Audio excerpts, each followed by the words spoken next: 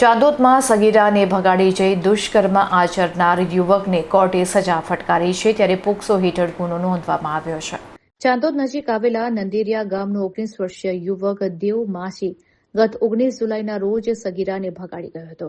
આ અંગે સગીરાના પિતાએ ચાંદોદ પોલીસ મથકે ફરિયાદ નોંધાવી હતી। ફરિયાદના આધારે પોલીસે ટેકનિકલ સર્વેલન્સ અને ખાનગી બાતમીદારોની મદદથી તપાસનો ધમધમાટ શરૂ કર્યો હતો।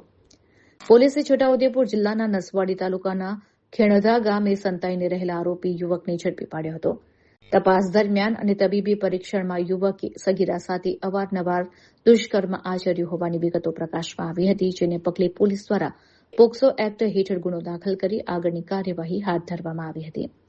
આ સંવેદનશીલ કેસને નામદાર સેશન્સ કોર્ટે ગંભીરતાથી ધ્યાને લઈ આરોપી સામે ગુનો સાબિત થતા પોક્સો એક્ટની વિવિધ કલમો હેઠળ આકરી સજા ફટકારવામાં આવી હતી।